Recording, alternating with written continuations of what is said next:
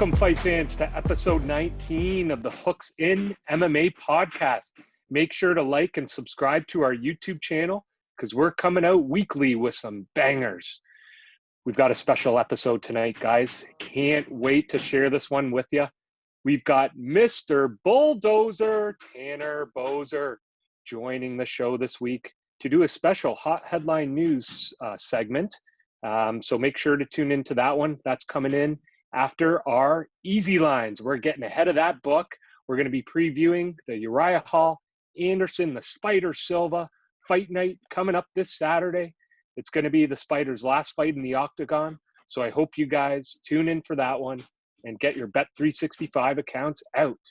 We're going to be touching on the UFC 254 Fight Island card that happened over the weekend, breaking that down a little bit for you. And then obviously want to introduce our two amazing guests this week. We've got 16-6 bantamweight Jesse, the big cat Arnett.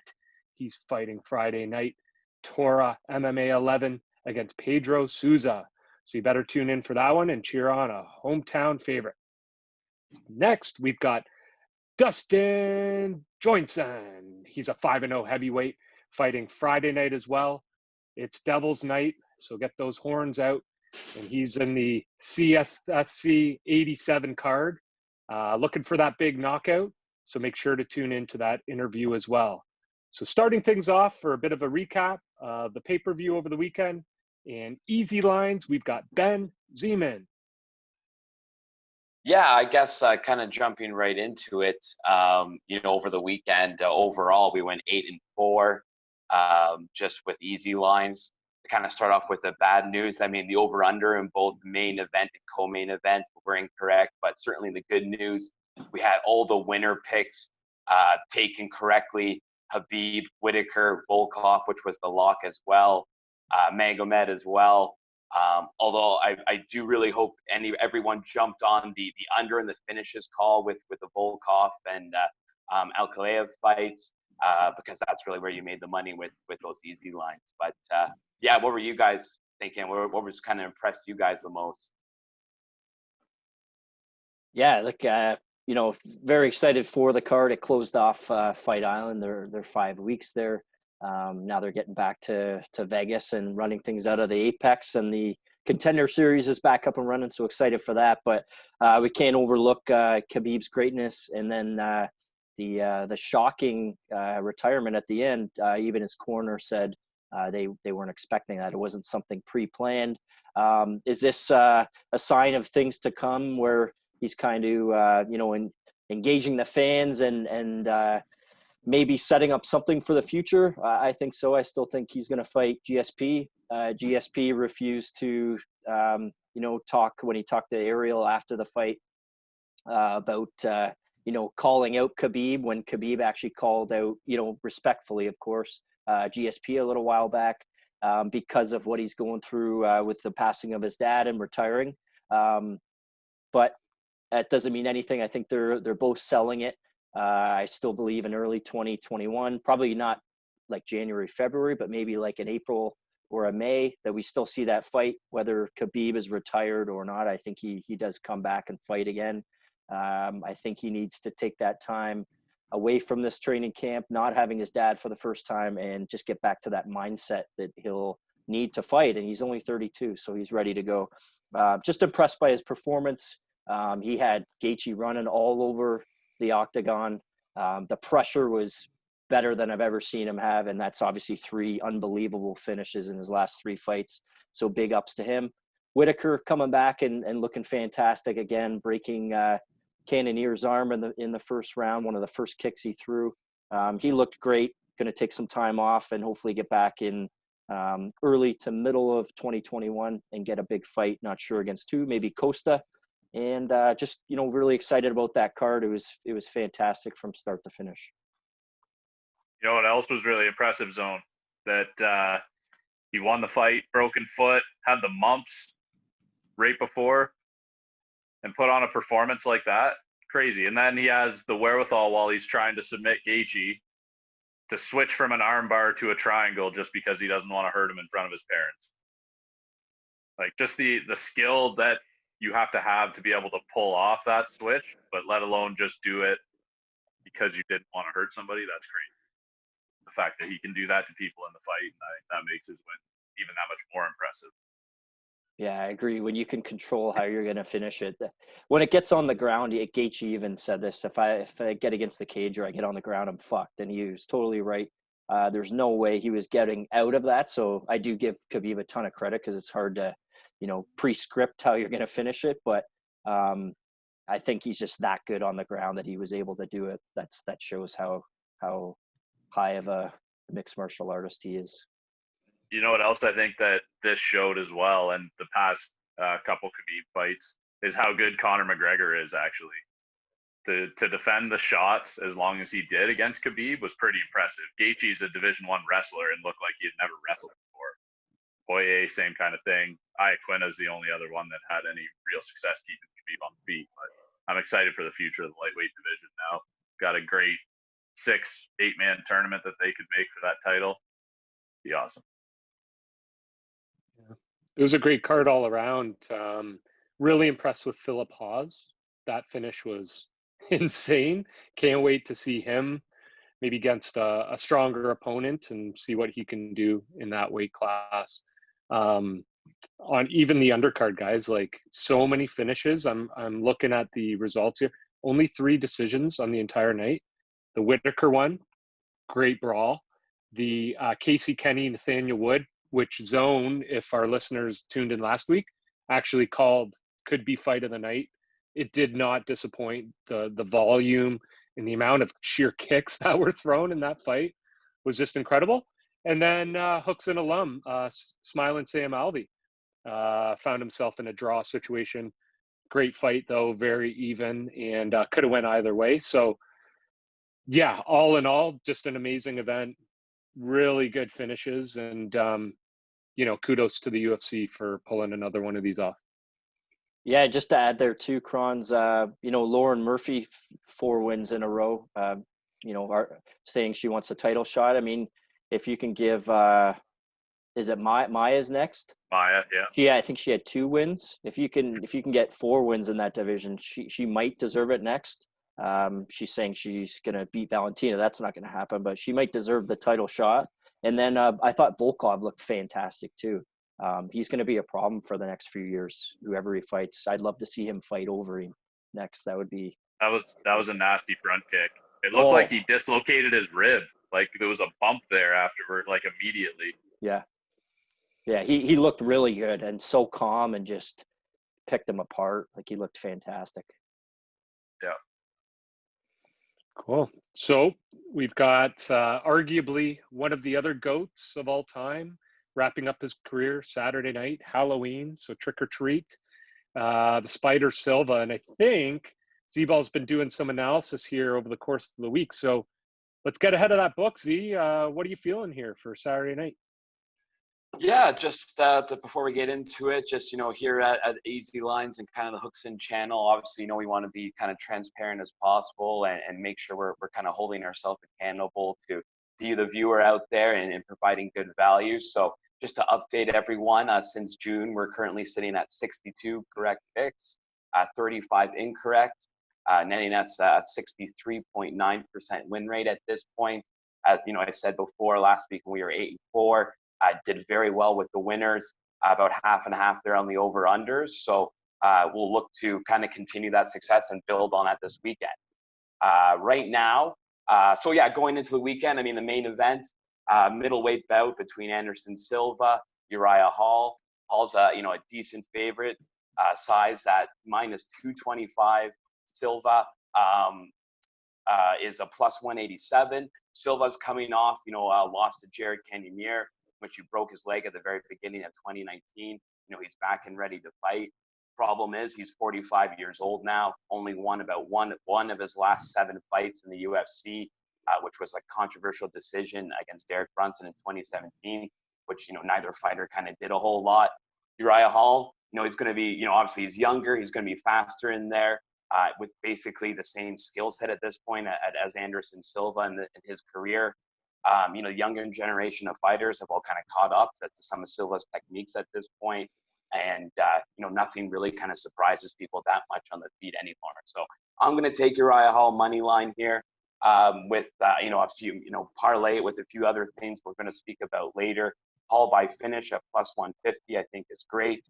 It's a 5-round fight. I think there's really a good chance Silva goes down before the final bell here. Fight to not go to the distance, minus 125, I think is quite nice as well. But what are you guys thinking?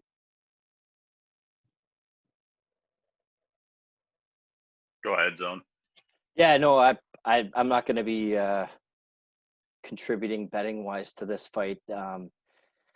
Anytime you bring in emotions with betting, it's a problem. So I'm not going to offer anything. Anderson Silva, I mean, I don't want to see it, and I don't think it's going to happen, but seeing him get knocked out or something in his final fight of his career would be devastating, just what he's done for the sport.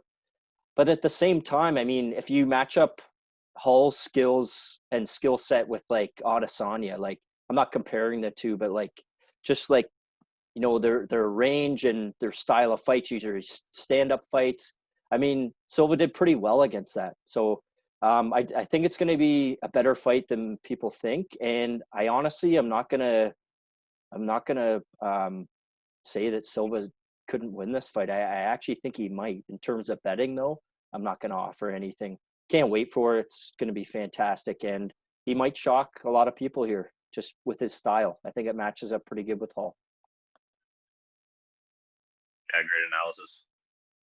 I was thinking the same thing. He looked pretty good against Stylebender. It was like Stylebender clearly won, but it wasn't like Silva was losing by a long shot. I just hope Anderson Silva that fought Israel kind of shows up instead of the Anderson Silva that fought Bisping, where he tries to clown around and see how many punches he can slip. That's not going to work for him.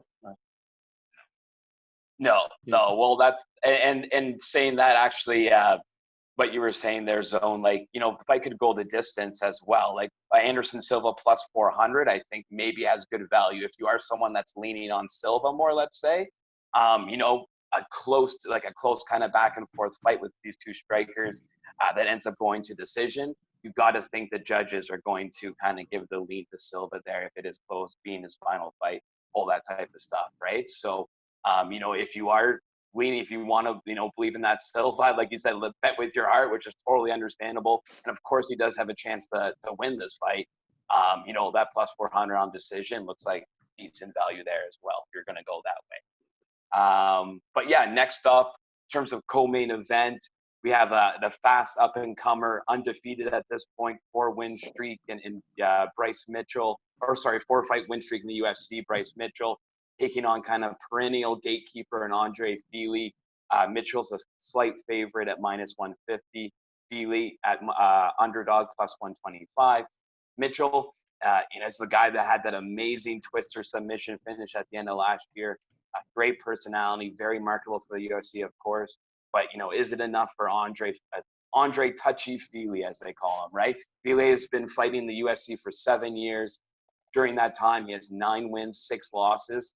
Could never really get the consistency going. Some of those losses are against excellent opponents, though. Max Holloway, Yair Rodriguez, Calvin Kattar, who are all kind of, top 15 guys now. But this is a tough one. This is a tough weekend to bet, but I'm going to go with Bryce on this one. I think he'll be able to use his well-rounded game to keep Fili close and not let Andre use like his length and reach to kind of kick from the outside, which is, he's great at. I don't see Bryce being able to get the finish though here within 3 rounds. Fili is very well experienced. His last 3 losses were all by decisions. Bryce Mitchell money line minus 150. Also him by decision plus 240. Looks like good value. But yeah, what are you guys thinking? I'm in on the last thing you said there. I think Mitchell grinds him out and gets a win. I don't think he finishes it under 15 minutes. I like that decision for Mitchell. I mean, Fili, he's extremely exciting. Like, the guy's fantastic, but like you said, he hasn't gotten over the hump against a big name. Bryce Mitchell's made his name so far, but he also hasn't had a huge name that he's beaten either. I just think his style matches up well against Fili. Fili's got a shot just like Silva does. Fili looked great in his last fight against Charles Jourdain, fellow Canadian. That was fantastic fight, but that was all stand up. I think Bryce is going to be able to get him down, and I like that decision that you said for Mitchell. Yeah, I got Bryce as well. Zone after the last fight, I told you I think he's going to be champ. So I got him going all the way to the belt right now. Love it. Yeah. I think him money line, and I'll tell you one thing: the next car I buy, I'm taking a one-way flight to Arkansas, buying a car from that used lot, and I'm driving her home. And I'll pay anything. That was one of the best commercials I've ever seen in my life. So It's so good. Yeah. With all your winnings, you'll be able to fly out there and drive it back. So. No kidding. No tax. But yeah, no. Okay, so jumping on to the final one here, for me at least, Greg Hardy taking on Maurice Green. Hardy, heavy favorite at minus 334. Green's a plus 250. For this one, I'll be fairly short and sweet. Take Hardy money line. Him to finish at minus 138, I think is quite nice as well. He's so much more athletic than Green, and his technique has really been improving. Boser, as you guys will see later on in this episode, he talks a little bit about Greg Hardy's evolution, and I tend to really agree. The under 1.5 rounds minus 120 looks good as well. Hardy to finish the fight in the first round plus 175, or second round if you feel like it, plus 450, whatever you like there. Take one of those. But yeah, what are you guys' thoughts? Yeah, like you said about Boser, the one thing that I listened to and it stuck with me was him being a super athlete, Hardy, and just how good he becomes from one training camp to another. His excellence and improvements from one training camp to another are a lot higher than the average MMA fighter. So, he's excelled. He doesn't have a lot of fights, but neither does Green. Green doesn't have a lot of fights either. So I like the super athlete in this, and it shows with the betting line. But I just think Hardy wins. I think he finishes him as well. John Vellante, that was a problem for Maurice Green until he got that amazing choke in the third. I don't think he lasts to the third this time. I think Hardy finishes it. Yeah, I think so as well. Hardy's also been in there with Volkov, and he didn't win again, but he didn't look awful. And there's a pretty big difference between Volkov level and Maurice Green level. No kidding. And I think that's going to show. It'd actually be pretty sweet. Boser, we've talked to him before, and obviously after his fights, and he was calling out Maurice Green. It would actually be pretty cool if Boser could beat Orlovsky, and maybe Hardy gets this win, and maybe a Boser-Hardy fight. That would be pretty cool to watch. For sure. Yeah, I really like that for sure. Kind of like a fight to crack. He'll have to go back on his complimentary comments that he had on him, because he never looks up to his opponent, as we'll see later on in the interview as well. But that's a very interesting matchup. I'm gonna actually change, make that Greg Hardy money line my lock of the week. Parlay that with a few things. I really, really like that. The under there too. I think that's kind of actually my most confident fight of the week. The other two are tough ones, but leaning towards those things I said before. Other than that, that's all for me. Zone, do you have any any picks, any other things that you're taking a look at here this week? Yeah, just two things to throw out, and these are underdogs. Just if you want looking to parlay it with one of the easy line picks from earlier on, Mahmoud Muradov. He was supposed to fight, someone we've interviewed on our podcast, a Hooks In alum, Krzysztof Jojko. He had to back out of that. Kevin Holland stepped up. Kevin Holland a couple fights ago knocked out Joaquin Buckley, who obviously has made a lot of headlines after his knockout over Impa. This is going to be a fantastic fight, maybe a fight of the night candidate. Muradov has a 16-fight win streak, and this guy is extremely talented. He's the underdog plus 125. I like him money line. Holland has a 3-fight win streak, but I think he meets his match in this one, coming off of or taking this fight on short notice. The other one, quite a big underdog, but I think it could happen. Bobby Green has been pretty hot lately. I think he's also won 3 in a row. He's taking on a really good mixed martial artist, a jiu-jitsu guy, I think, that can control him, actually, Thiago Moises, and he is a plus 240 underdog. So just a couple value picks if you want to parlay them with something else. These are not by any means any locks, but something to juice it up a little bit. Definitely potential to win both of them. Nice. So that's pretty good. Just a quick little tidbit on Thiago.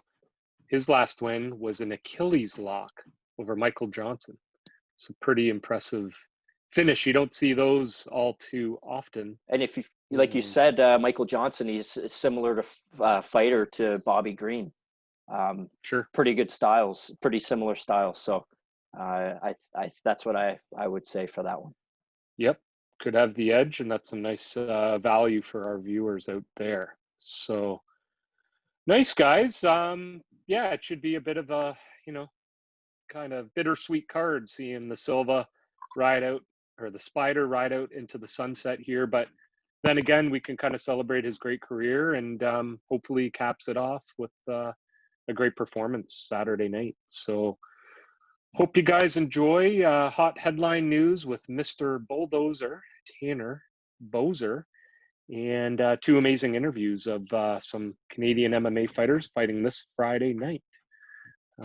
So enjoy. We'll see you next week for episode 20, and best of luck with those easy lines.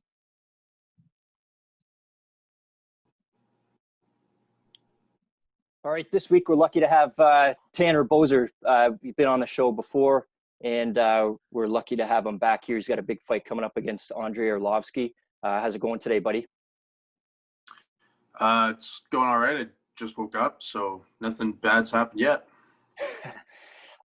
Yeah, so just wanted to talk quickly. So you had, you had 2 fights, 2 finishes, and jumped into the top 15 in the UFC. I guess my question is with regards to the mindset of a short notice fight, your second one against Pessoa, as opposed to this fight where you've heard, you've had quite a bit more time to prepare.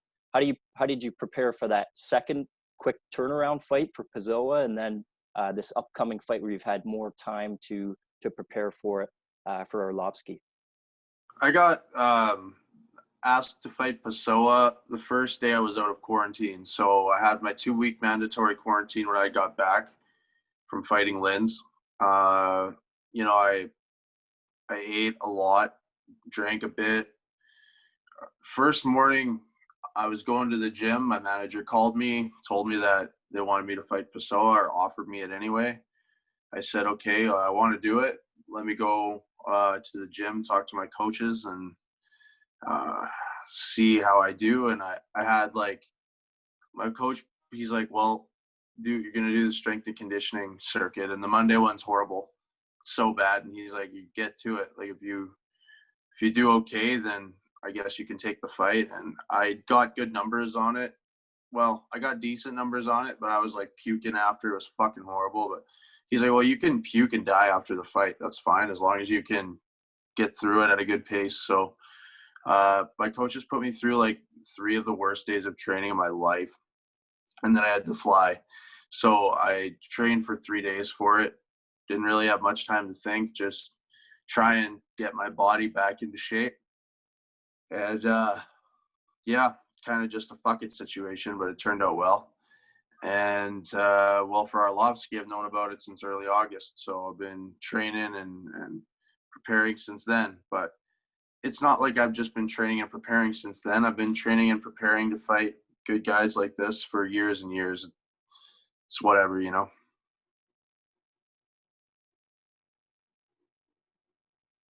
Yeah, nice. I'll jump in there, Mr. Bulldozer, sir. Well, thanks for coming on as well again. Yeah, I mean, to kind of jump on that a little bit more, I guess your mindset, sounds kind of the same, right? As you said, you've been preparing a long time to kind of fighting these guys. So do you feel like your mindset's been much different since beginning of August, or has it been kind of the same? Or you feel like you've been on kind of this run for the last couple of years and you've just been kind of training for this time? Like, is my mindset different?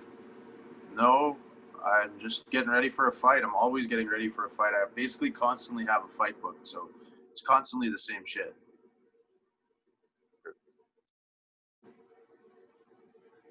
Yes, so I know next weekend, Tanner, Maurice Green, Greg Hardy matchup there.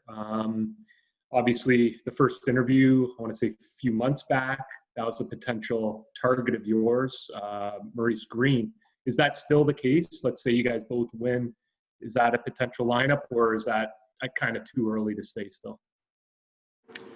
If we both win, I mean, it's definitely possible.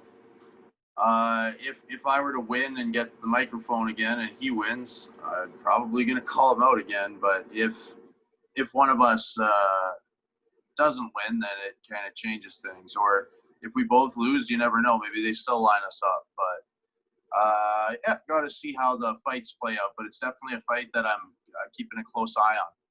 How do you think that fight turns out? Just because obviously Greg Hardy's one of those guys that came in later on, and we're NFL fans, most of us, not Adam, but we watched Greg Hardy play in the NFL for a few years, and then he transitions over late, and he's done pretty well for himself. How do you think he does against Green?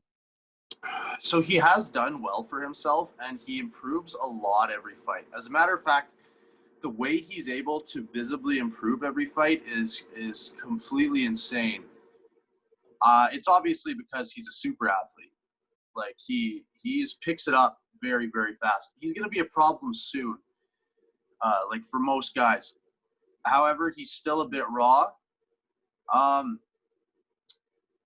think Hardy's going to be a bit of a favorite, but I will not be surprised if Maurice Green's able to get him. Hardy works behind a jab and a low kick and things like that quite well. He likes to fight semi-technical already. But Maurice Green is 6'7".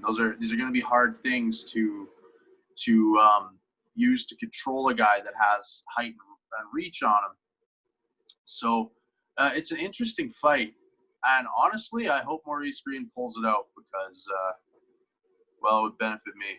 Yeah, and I'll only ask because we're talking about Greg Hardy, but he showed pretty well against Volkov. I thought he did pretty well based on Volkov's experience, and then Volkov obviously fights this weekend. How do you think him and Walt Harris, that matchup goes? Okay, so he did well against Volkov, if you mean he didn't get finished, but he got beat the entire fight. Like, there's no point where he was winning that fight or had Volkov in trouble. So he got controlled. Volkov's content to beat you with the jab and whatever else. He doesn't care. So Hardy did well to step up and take a fight against like a legit top 10 guy like Volkov on short notice. Credit to him for it. But I mean, he got picked apart. How do I think Walt Harris and Volkov plays out? I'm not betting on it. That's a hard fight to pick. Volkov is probably technically better, but sometimes Volkov gets caught sleeping, like what he did against Derek Lewis, where 10 seconds left in the fight, he decides to throw a knee with his hands by his sides and gets knocked out. So I think Volkov will probably be winning a lot of it, but Harris is very explosive and very powerful. And I wouldn't be surprised if Harris is able to catch him and do some damage and knock him out maybe. I'm looking forward to watching it. I don't know how that fight's going to go. Adam? Yeah, just to mix it up a bit here. You fought all over the world. You've been to all the way from St. Petersburg, Russia, to Kazakhstan, South Korea. Do any of those places was a big culture shock, or any travel stories that you'd like to share? No travel stories I feel like sharing, but culture shock, anywhere in Russia that's kind of by the border. Chechnya and Ingushetia, those are pretty crazy places. Cool. Last weekend I was watching an LFA card, and they had live judges scores. So they would come up at the end of the round, and they would show two judges had it 10-9 for one guy, and the other judge had it 10-9 for the other guy.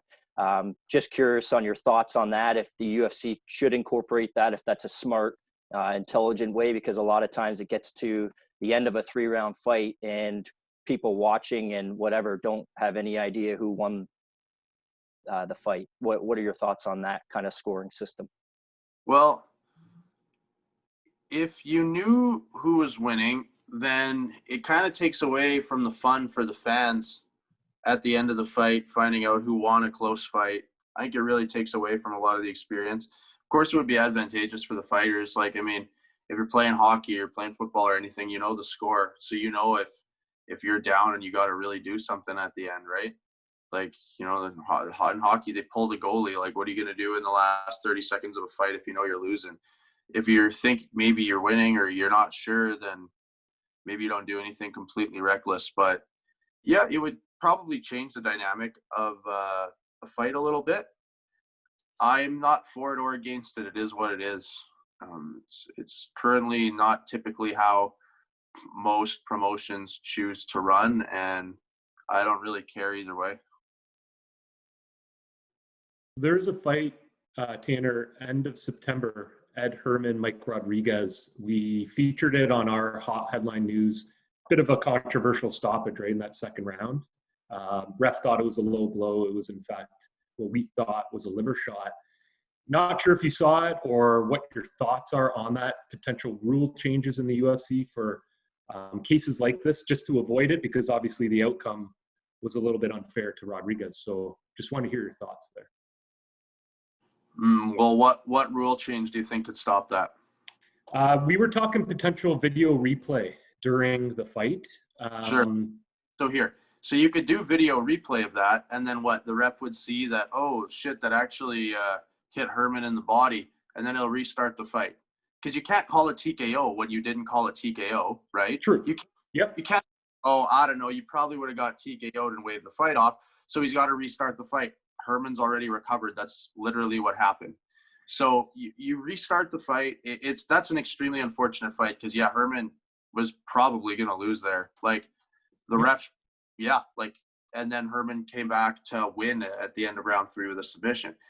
So credit to Herman, but I don't know what rule change can stop that. It was referee error, and it's horrible because it affects one man's livelihood a lot, in career. Yeah. But I don't know.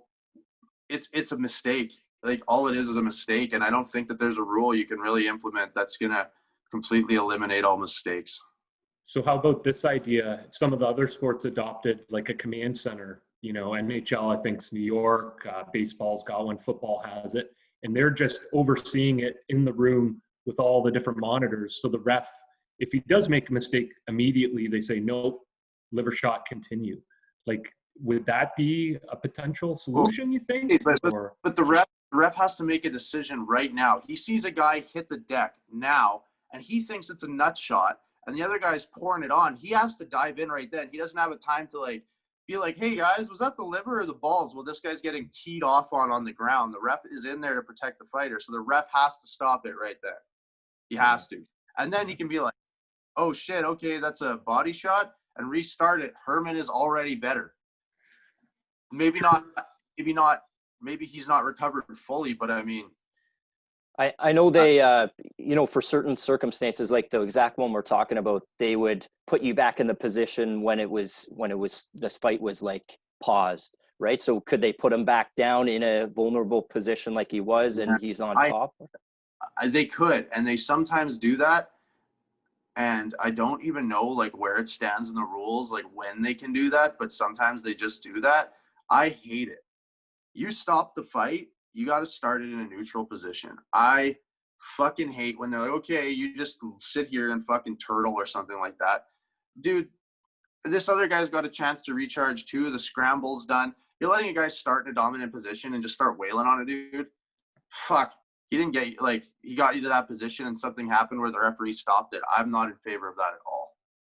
Yeah. We like to compare to other sports just for analogies and that. And it would kind of be like in hockey, there's a fight happening in the zone behind, guys on the breakaway, they blow the whistle. They would never give the guy a breakaway. They do a face-off, the neutral restart. So I totally agree with you there. It seems a bit funky and a bit subjective for them to do it sometimes and not do it other times, right? Yeah, I agree. Yeah. We'll move on. Go ahead, Phil. No, I was just going to say, the heavyweight division, the landscape of the heavyweight division right now, there's, a little bit more clarity. DC's hung him up. Miocic has been off the shelf. Ngannou's waiting for a fight. It's been forever since he's fought. And then you got, a bunch of guys with some big fights coming up like yourself. Cyril Gahn looks like he might be fighting JDS. Harrison Volkov this weekend. You're in this top 15 now, and you're never obviously overlooking your next fight. We're excited for that. I know you're focused on that, but just give your thoughts on the heavyweight division right now as some younger guys like yourself and Gahn are moving up, and some of the older guys are potentially hanging it up. Okay, so I was in the top 15 for like 2 weeks. Like I said, I have to win this fight to cement it. It's fluctuating all the time. Marcin Tybura had a really good win over Big Ben, and he had a good win before that. So Tybura's 15 now. I must be somewhere around 16, 17, It's not like I've concrete at number 15 forever. It's not how it works. Younger guys, I guess me and Gahn. I guess there's Tom Aspinall's looked good. People are talking about that Kyle Dawkins guy. There's a few younger guys, but man, the old guard is still all up there. Everybody likes to talk about it, but I mean, JDS is still in the top 10. Overeem, Volkov's not that old, and I don't think, and Harris is in his mid-30s probably, but a lot of the top 10 are guys that are pushing 40, and they're still there, and they still beat the majority of the up-and-comers. So the heavyweight division is kind of filled with legends. It's different. I don't know what your question was anymore. No, it's okay. Just wanted your take on, it seems to be deeper than it's been in the last few years. Like you had like your top guys, but if, some guys are starting to make some names for themselves, I guess is what I'm saying. And now you got potentially Jones coming into the division to mix up, what do you think about that guy coming up to heavyweight? I mean, Jones is like pound for pound one of, if not the best fighter ever. So definitely be interesting, but he's been saying that for like 10 years, so I don't really care or buy it. Yeah. Yeah, talking about the top 15 and kind of the rankings there, Tanner. I mean, I don't know if you saw it today, but they took Leon Edwards out of there due to his inactivity, I guess, right? Hasn't fought in 450 days. What's kind of your opinion on that, as in terms of the rankings? How long should someone be active or inactive before they're taken out? What are your kind of your thoughts on that? 450 days seems like a long time to me. I don't care. That's probably fair. I don't know about his situation really, and I don't care. He's a boring fighter anyways, so I think fans don't really care that he's gone either. But he's really good. He's a great fighter. Really he good. Gets wins, but yeah. Well, that shouldn't be the basis. Boring shouldn't be the basis of whether or not you're included in the rankings. But if you're inactive for 450 days and UFC wants to take you out, then go for it. Like, I don't know how that's controversial. I think it is because he's been asking for a title shot the whole time and doesn't want to fight anybody else or something like that. But again, I don't really closely follow these stories because I seriously just couldn't fucking care less. So it doesn't matter to me. You haven't fought in 450 days, then I guess you're out of the rankings. And if he's not, then I still don't care. I don't give a shit. Adam, couple of questions to finish up. Yeah, I just got a question for you. If you were to get matched up with Ngannou or Lewis, some of these guys that tip the scales in the heavyweight division, would you put on pounds, or do you like just stay in the same weight always? How would you prepare for that? Like, would I purposefully gain fat if I were to fight Ngannou and Lewis? Is that a question? Well, could be mass, not necessarily fat, but. Well, if you get a book to fight in like 8 weeks or something, how are you gonna put on like just a ton of muscle? It's not how the world works. I can't just come in at 260 pounds in wicked shape all of a sudden. Like, oh, I'm fighting Ngannou, I guess I better come in as an absolute titan. It's not how I'm built. This is how I'm built, and this is the way I fight. So no, I would come in the same way as I always do. Okay.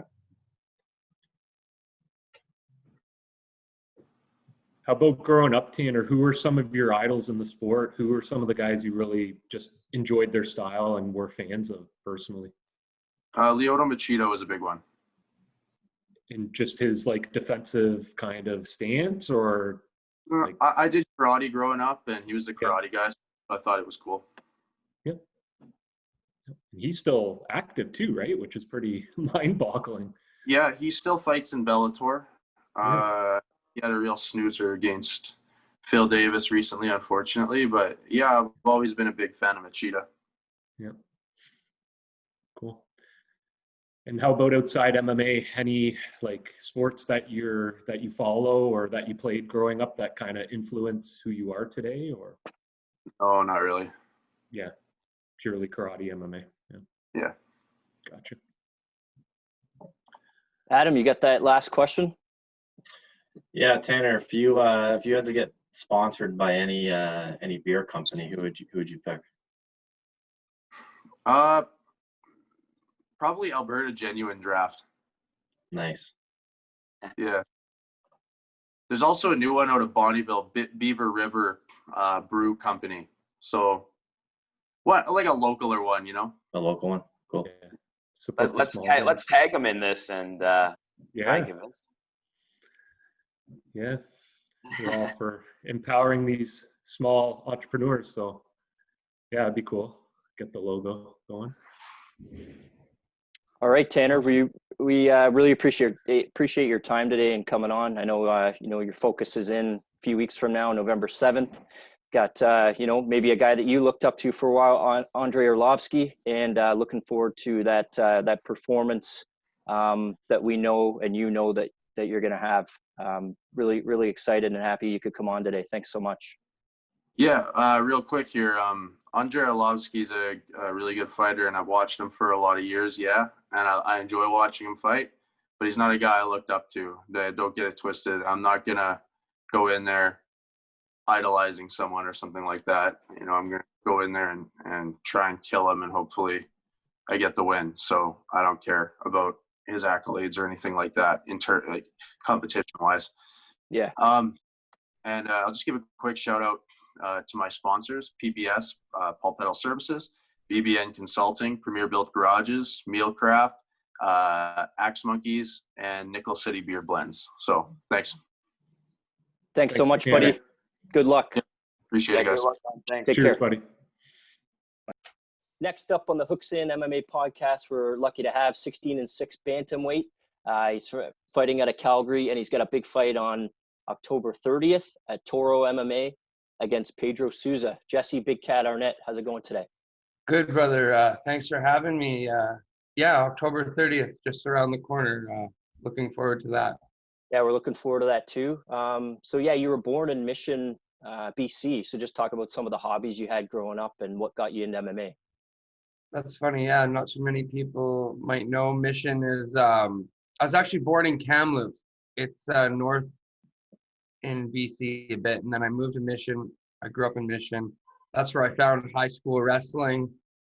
And then I ended up going to university, Simon Fraser University. And then I wrestled out there. And I got on the national team. And all my mixed martial arts actually stems from wrestling. Okay. Simon Fraser, I follow a lot of different sports too. They used to be one of the only Canadian schools that offered kind of scholarships for sports. Were you there during that time or? Yes, I did. I got a scholarship to Douglas College. And then I was on the Burning Mountain Wrestling team, national team.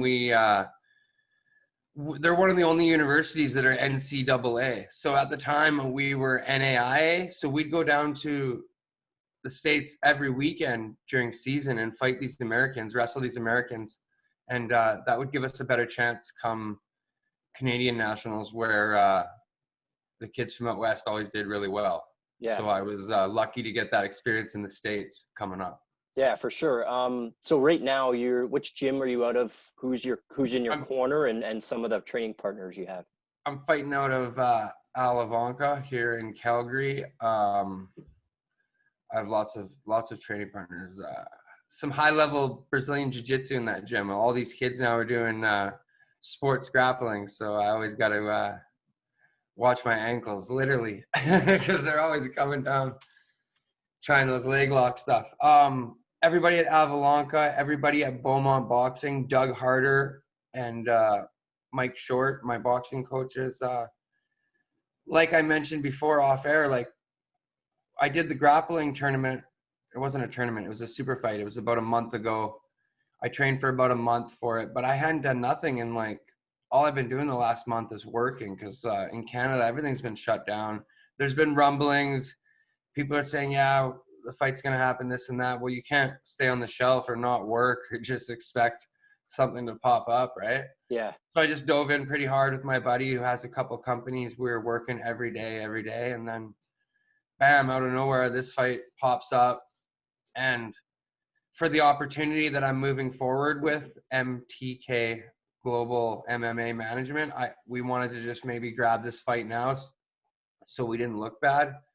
But the matchup, this Pedro guy, he's not somebody who's going to knock my head off.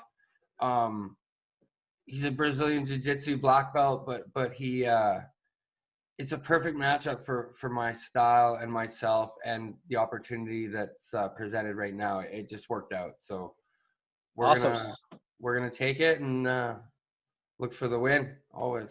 For sure. And so you were on a 12-fight win streak. 10 of those were by finish. Just an incredible run you had, and you're going to keep it going. But just speak to, 10 out of 12 fights were all finishes, right? So just speak to your type of fighting style for someone that may not know. Yeah, I got 16 wins, 14 finishes, I guess.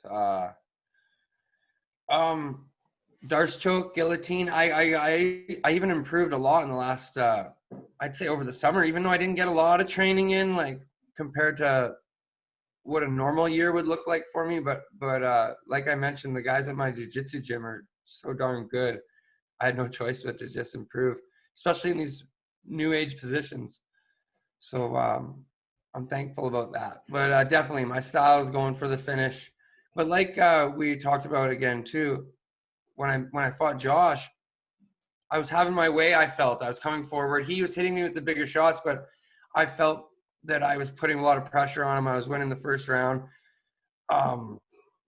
I was just too forward when I don't need to be out sometimes. Sometimes I can sit back. I always didn't realize I had to learn everything the hard way, but sometimes I can stick a jab and then make them come to me and then get the takedown underneath or something. And my last fight, this in February with a talented kid from the East. McDougal, right?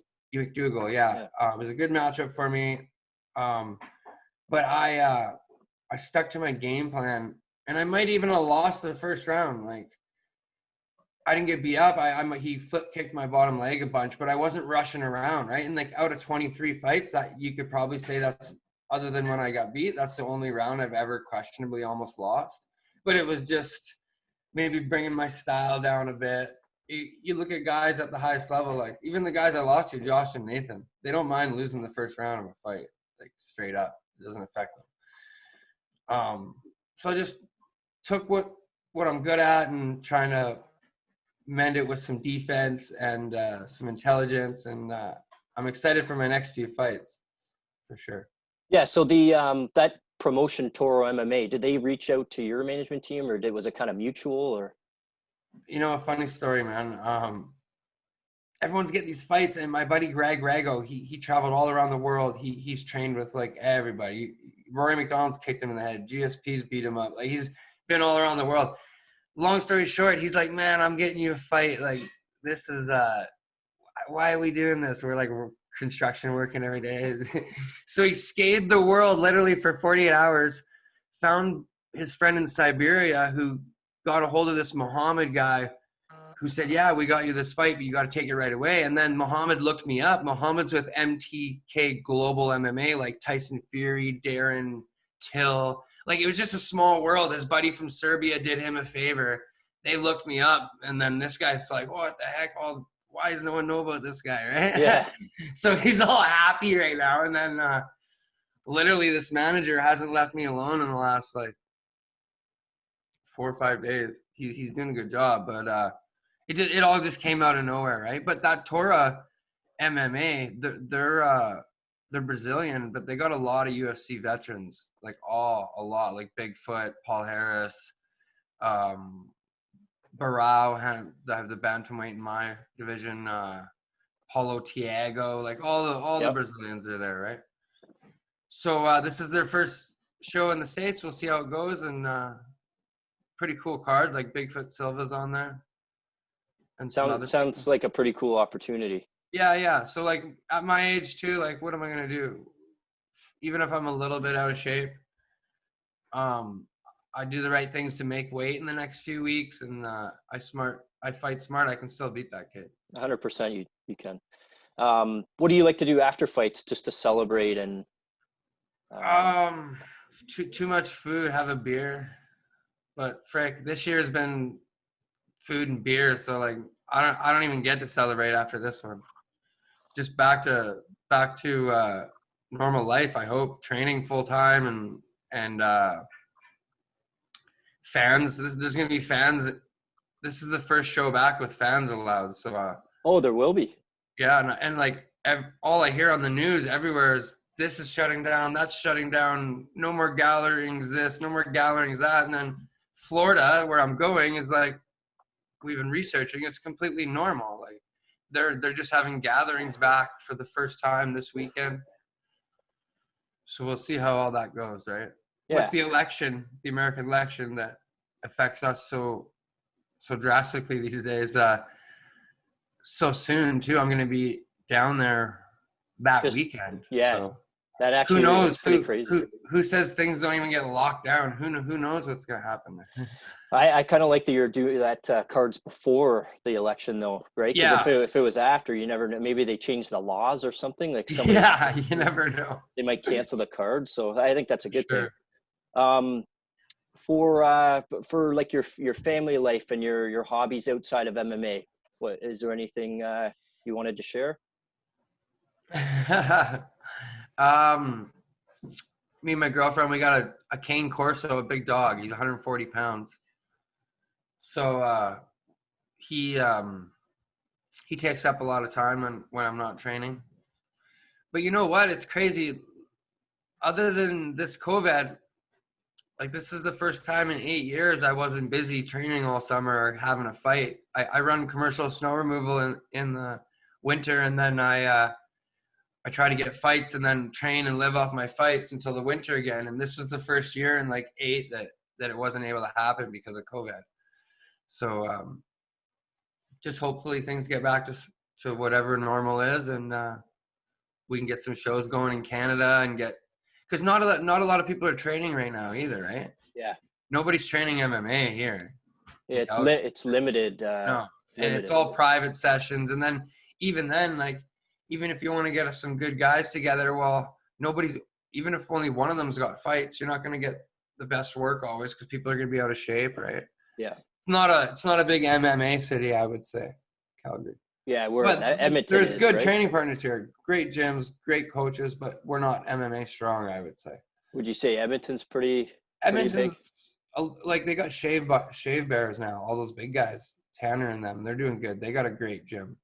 But I'd say Edmonton's doing good right now. Okay, so last segment here between rounds, I'll ask you a question. There'll be a couple of answers, okay? No problem. Favorite food to eat? Frick. I'd say fish. What kind of fish? Salmon. Favorite sport other than MMA? Yeah, basketball maybe. Favorite team? I used to like the Vancouver Grizzlies, right? Because I'm old school. And you know what? It's funny. I played basketball at a decently high level, and then I chose basketball over wrestling in high school. I wouldn't have gone anywhere in basketball, but I had a good teacher who said, "Man, you gotta join wrestling, not basketball." Favorite getaway spot in Canada? Oh wow, darn it! I don't even know. From here, I guess it would have to be like, what's nice? Banff. Canmore. Canmore's nice. And Canmore's actually close. Yeah, not too far. I've been out there once. It was good. Oh, really? You probably, if you've only been there once, you probably loved it. I loved it. Yeah. Favorite country in the world other than Canada? Mongolia, man. I was training there and I lived there for like 45 days one time. It was awesome. Cool. Favorite type of music? I like rap, but you know what? I haven't been listening to music anymore, really. It's been draining me, so I just listen to my thoughts. Favorite movie of all time?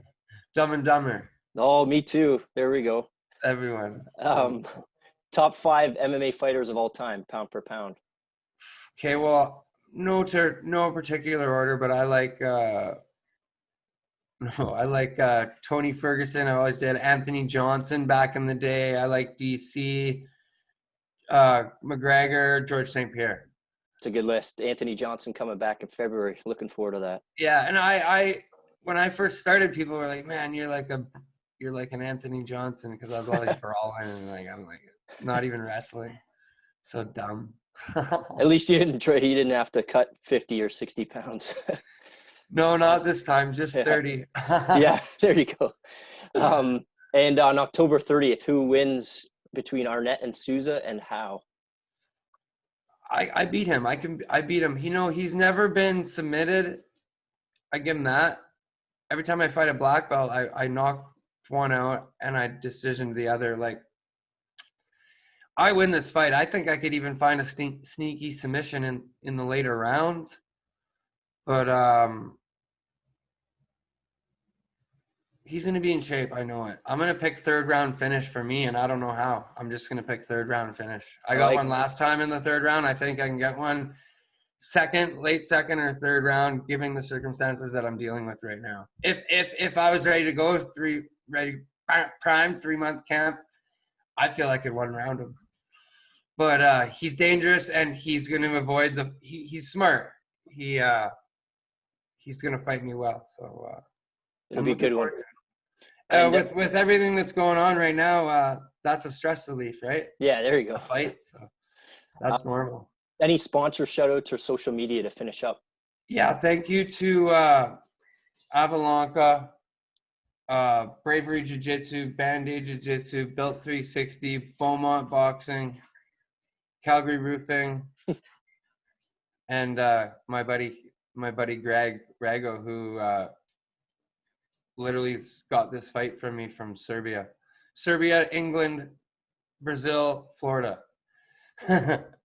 Yeah, that's quite the story. I look forward to seeing this fight October 30th. And then this guy Greg, he can't even. So he's like, "Yeah, we'll go down. Me and you, we'll go there. We'll fight this kid." He got this new job contract November 1st, and it's with a huge old folks home. So he can't even go anywhere, travel anywhere, because he has to be around these people for like 6 months. Oh. So he's like, yeah, so you can go. I can't go, though. So it's like, I got to go. I don't have a coach. I don't got anything right now. And then nobody could go because no one can miss work because they got to do a quarantine and they get back, right? So my buddy Curtis DeMars is probably going to coach me. But just funny story, the guy who gets me the fight, he can't even go. Can't even go support you. Yeah. But I think Chris Prickett, right? Yeah. All these guys, they're my buddies. Those guys have been going back and forth every weekend, it seems. Yeah, they got a lot of fights. So yeah, they were in Alabama. Then where were they last weekend? Kansas. So I think some of the states are somewhat back to normal. Yeah. But we're looking forward to it. October 30th, Pedro Souza, Toro MMA, Jesse the Big Cat Arnett's going to get a big W, late second, early third, and he doesn't know how, but we're going to be watching no matter how it is. Thank you so much for your time. This is Hooks In MMA. Thanks, brother. Thank you. Next up on the Hooks In MMA podcast, we're lucky to have heavyweight fighter from Canada. He's got a big fight coming up on October 30th in the Cage Fury FC banner. Dustin Joynson, how's it going today? Good. Thank you for having me. No problem. We appreciate it. Looking forward to the upcoming fight. So you're born and raised in Victoria, BC. Just talk about some of the hobbies you had growing up, and I guess. Yeah, I was born in Victoria. I had a twin brother. We were huge into sports. Played football, played hockey, played basketball. Just super active. Always into martial arts as a kid. Did kung fu and karate, like as a child, teenager, and then switched to martial arts or MMA, sorry, when I got into my early 20s. Okay. So yeah, for some people that'd be a little later on. So what made you kind of transition to do it full time, I guess? I don't know. I've always loved training, like the martial arts aspect of it. Like I would consider myself a martial artist more than anything. Like it's so, I don't know. It's a lot harder than what people think, obviously, right? Like us as fighters, we know that, but to the average person, they don't know that. They think we're just going out there throwing punches. But I like learning new technique and like learning new ways to do things, and just, it's fun. Yeah. And it's a big mental aspect to it, right? It's not huge. it's not just being in the ring and throwing punches and kicks and takedowns and all that stuff. It's the mental part is by far the hardest part of fighting. There's a lot of good, I guess, gym warriors, like people that are great training partners, like good to have on your team. But I don't know, like it's hard. Like I know a lot of guys that are really good training, but they can't seem to get past the nerves to just get in the cage. And like, believe me, man, I've felt that like on more than one occasion. Yeah. But I just somehow managed to make my walk to the cage. Yeah, it's like you said, it's a lot harder than it sounds. Speaking of training partners, just curious, what gym you're at, who are your coaches, and then some training partners that push you every day. I'm recently training at the fitness academy at the moment. My coach and good friend of mine, Dave Pookie, we've been training together on and off now for years.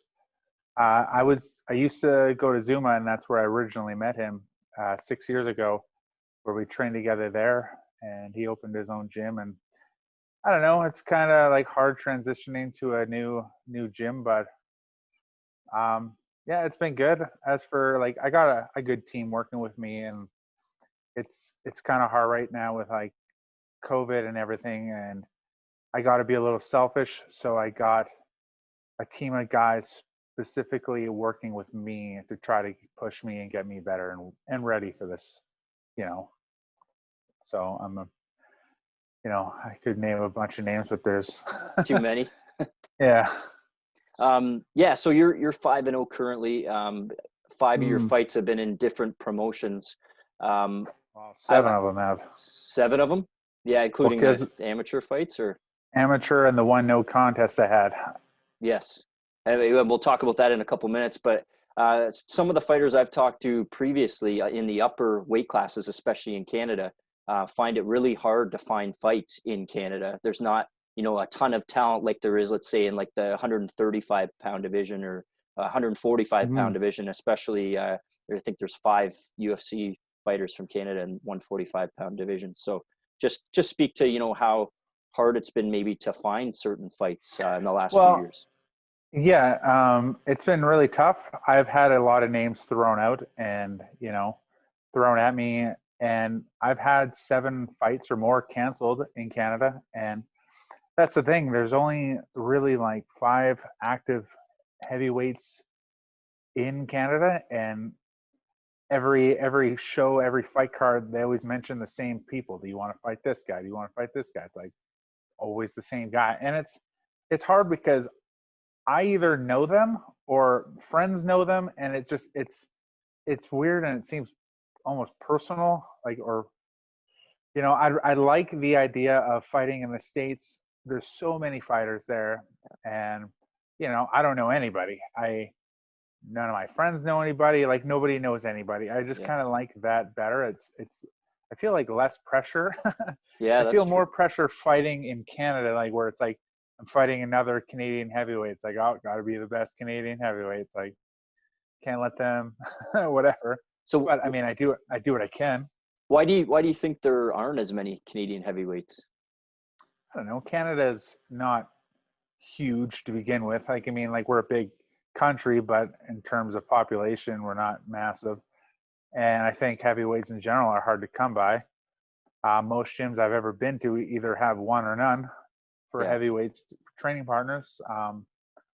So, and I don't know. I think training it's hard on heavyweights. Like, there's always a lot of injuries with everybody, but I feel like our bodies take a bit more damage. I don't know. Our frames don't hold it as well, I guess. Yeah, no, that makes sense. So you did last year. You got the call for the Dana White Contender Series, and I was looking forward to watch that fight. And obviously, most people would know that there was an unfortunate, eye poke and, no contest. And I guess I was with COVID and stuff and whatever. I'm not sure if they tried to reach back out to you because that's an unfortunate thing you can't control. But what was that experience like? I guess. Yeah, I mean, it was bittersweet, I guess. I mean, it's hard fighting. I didn't really want to do the Contender Series because I feel like it's pretty judgy. Like, you know what I mean? Like, I'm fighting in front of Dana White, yes, and everyone's judging you on this one performance. You're better off just getting a few wins, stringing them together, and then them inviting you in to fight. But I feel way more pressure. It's like, here's the guy, here's Dana White. Okay, do something crazy, like impress him. So you kind of get a bit reckless and whatever else like that. The experience, it was good, but it was short-lived. 2 minutes in. They didn't reach out to me. We tried to reach out to them a few times, like we were calling for a rematch or just something, right? Like I would have done the Contender Series again, or I would have done that looking for a fight thing that they have. Yeah. Whatever. I would have done anything. I tried to make it known as much as I could. Yeah. I'm not a huge social media person, so I'm not always constantly posting things or calling people out. Like I more or less keep quiet and talk to my manager or, just got anything going on? Like, have you talked to them? Anything? Yeah, but I think that's a different approach, but a smart approach, right? Like you got this fight coming up and don't want to look past that. But if things go like you plan, you've put the words in his ear and their company's ear so that you'd want to come back. So you never know what could happen after that, right? Yeah. Well, for what I've heard, most of the big companies, like we've talked to a bunch of people and they all keep saying the same thing. They want to see one more fight out of me, like one good fight. And, that makes sense. So I'm hoping with a good win here, it opened the doors for a lot of bigger companies. Yeah. To get in, Yeah, I think so too. So speaking about that fight, October 30th, Cage Fury FC. I just talked with Michael Hill a few weeks ago, and he was in the same promotion. Unfortunately, it didn't go his way that night. But you're fighting Carl Samanatafa. Is that how you pronounce it? I have no idea. That's the first I've ever heard anyone attempt to pronounce his last name. So good on you. Yeah, but do you know much about him, and what do you think about going into this fight? I don't know much about him. I know that like he's had a lot of fights. Clearly, he's got way more experience than I do. So he's obviously going to be dangerous in that aspect. He's fought some good guys, and he's fought on some big promotions, like way more than I've ever done. Right. So, just thinking of that, it's kind of like nerve-wracking alone. But in order to get to the next stage, I have to take a fight like this, or you're not going to be fighting. There's no easy fights. Like, no, every fight's going to be hard. So I just got to train and do my best and like get past the anxiety of the whole lead up to the fight and the fight itself. And, us as fighters, we punish ourselves mentally and physically all the time. So you're well prepared. Sure why. Yeah. So we talked about what a win could do for you. The big promotions want to see one more fight. What will it do for you personally? Just, having close to a year layoff, I guess, and going through such a shitty year with COVID. What will this win on October 30th do for you? I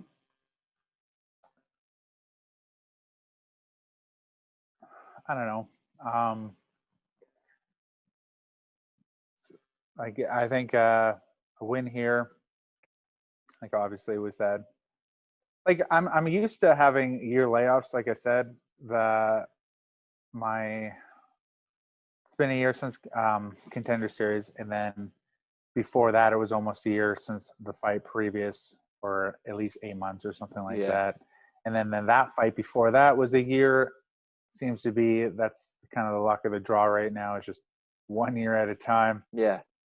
But, you know, I'm always in the gym. I'm always training. I'm always staying fit. So I don't think that's a big part of it. I think ring rust comes with the fact that I think a lot of heavyweights or just fighters in general in the later stages of life, when they get more into their career, they don't seem to train as much until the fight comes. You know what I mean? Like they'll kind of dick around and stay away from the gym, just play around a bit, and then it's only when time comes that they actually get serious about training. But like I'm in there every day, regardless of anything. It's just I love martial arts, so it's just what I do. Yeah, which I think will bode well for you on the 30th and moving forward. I think if you do get a win just from an outsider and a fan, I think it'll give you a big sigh of relief, and all the work you've put in will be very rewarding. So hopefully you can get that done. I think you will. What do you like to do after fights? Is there any way you like to celebrate or? Well, I don't drink or anything like that. So, but hanging out with friends, you know, it's once it's over, it feels good to. The second that the fight's over, like the bell rings, the fight's done, all that anxiety, fear, and everything goes away. I mean, hopefully I won, so I don't have to be disappointed. But you know, it's such an amazing feeling, and that's the thing that I think always brings fighters back to why we do it. Yeah, it's something you can't really describe. It just you feel on top of the world after you've just been in a good fight. You know, like it's over. You put in months of hard work, training, preparation, and then you know it's. When it's all said and done, you can relax, go back to, training hard for me like I normally would, but whatever you do. Yeah, pretty big load off. Mm-hmm. Yeah, so what are some of the hobbies? Do you have, a family, some of the activities you like to indulge in? Yeah, so I have a wife and I have a son. He's 13. Lots of hobbies. I got my wife and I, we like to sing a lot, karaoke. She's half Filipino, so she got me into that 11 years ago. And ever since then, we're singing up a storm. what are the stuff you like to sing? What kind of? I like all genres, really. Like, I try to match things that can match my voice tempo. If that makes sense. Other than that, it's funny. My wife bought me some juggling balls in January. I didn't know how to juggle before, but now I'm up to 5 balls. Nice. Really practiced in this last like 8-9 months, half an hour a day, just juggling. I don't know. I think it's just kind of fun. It passes the time and good reflex and coordination. Nice. It's kind of funny. I have like 1 or 2 videos on my social media where I posted in the very beginning of like me learning how to do it. It's gotten a lot better now. Yeah, I can imagine. Cool. So last segment here between rounds. So I'm going to ask you a question. There'll be a couple answers. Sound good? Okay. Yes. Favorite food to eat? Ooh, I don't know. Right now, as soon as you said that, the first thing that came to my head was pizza, but I know there's got to be other things than that. I'm Hungarian, so usually any Hungarian dish that my grandma makes is usually my favorite. I always look forward to that. Nice. Favorite sport other than MMA? Hockey. Do you have a favorite team? Toronto Maple Leafs. I'm sorry to hear that. I know. I was gonna say, I'm like, you're from Ontario, but you probably go. Who do you go for? Montreal. Yeah, I'm a Habs fan. I was gonna say, I don't know why. Not very good either. Favorite getaway spot in Canada? Could be in BC or somewhere else. Or... Ooh, I don't know. It's a good one. There's a lot of great places in Victoria that are it's beautiful out here. That's why it's so expensive to live here, because everyone wants to live here. So yeah, I've been there once. It was awesome. Mm-hmm. A lot of great places up island and wherever. Favorite country in the world other than Canada? Hungary. I'm Hungarian. Have you been there before? Yes, twice. Yeah. Nice. It's beautiful. Like I don't know. It sets itself apart from the rest of Europe. I've been to a lot of places in Europe, and like there are some nice parts, but like a lot of the bigger places that you see, Rome, Paris, other places in France, they're a lot dirtier than they look on TV. But Hungary, when I've been there, it's been pretty consistent. Like nice green fields, like everything, like plush mountains. Like it's just really nice all around. And it's a lot cheaper because they don't have the euro. Yeah, They have forints. that makes sense. Yeah. What's your favorite kind of music? Everything. I will listen to, I'll listen to pop music. I'll listen to rap. I'll listen to rock. I'm not a huge rap guy, but I do listen to it somewhat. And it's if I do, it's usually like Eminem or Tupac, Dre, or something like that. NWA. That's funny you say that. Those I don't listen to a lot of rap either, but if I did, those are like my three top guys. Yeah, too. like I don't know, Beastie Boys. They're good. Yeah. Do you have a There's a lot of. Sorry, do you have Sorry. a favorite movie of all time, or? It's pretty funny. When I was like 16, I think my favorite movie was this Brendan Fraser movie called Blast from the Past, and it's such a chick flick. I don't even know why I really liked it. I would watch that movie repeatedly. And of course, when I was like 10, I watched Happy Gilmore like 30 times. Yeah. As for now, like as an adult, I don't know, my attention span isn't that big. So like I watch one movie and I'll never watch it again. So I like movies. I love watching movies, and I've seen a lot of them, but it's hard to really break it down into which one I would actually care to watch again. Yeah. Who would be in your top 5 pound for pound fighters of all time? See, that would mean I would have to watch MMA that much, which I don't really. I could tell you my favorite fighters, but yeah, why don't we do that? Who's your favorite fighters of all time? Favorite fighters, let's see. So Cain Velasquez was always one of them. He was just such a hardworking heavyweight. Forrest Griffin, I actually got to meet him. Super nice guy, just such a grinder. Let's see. Right now, those are the two that are coming to the top of my head without me blanking here. Yeah. Lots of great. I do like Shogun.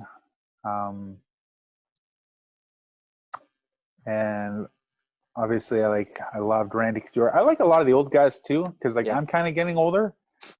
So knowing that Randy Couture started his career at such an older age, and the same with like Shane Carwin, people like that, and like right now, Yair Romero, like being 42, those guys give me hope, because it's like there's so many guys that are so young right now and they're fighting, and it's great, but I didn't really get the opportunity to do that because it was hard to find fights. But at the same time, I'm kind of thankful because I don't have brain damage now. Yeah. So it's a good point. I see some of those guys like the Nogueira brothers. I remember when they were 30, they looked really old. Yeah. They were already pretty punch drunk. They looked 50 at 30, and now they look 70 at 40. So I didn't want to be like that. I was always surprised when I heard their age. Yeah. But that's style of fighter you are, I guess. Yeah, exactly. Any sponsor shout outs or social media to finish up? Yeah. So I want to give a shout out to my management at Dodge Management. I also want to thank the Fitness Academy for pushing me so hard for this upcoming fight, and the Universal Supplements. They've been supporting me for years and years. And sorry, Emmanuel, I don't know how to pronounce your last name. He's my chiropractor therapist, like pain relief. God, I just can't pronounce his last name. I'm so bad for that. I need to learn it. Yeah. But he's been a big help for me on any of my injuries. He'll know. Yeah. You know who you are. You know who you are, for sure. That's awesome. So really looking forward to October 30th, Cage Fury FC banner, fighting a fellow heavyweight, Carl Samana Tafa. Hopefully he knows who he is, but he's going to know who Dustin Joynson is after this fight, because he's going to give it to him. Feeling really good about this fight coming up for you. Really appreciate you coming Feel on. good as well. Dustin Joynson, this is Hooks in MMA. Thanks so much. Thank you so much. No problem. Falling in and out of love, in and out of love with you. Falling in and out of love, in and out of love with you. Falling in and out of love, in and out of love with you. Falling in and out of love, yeah.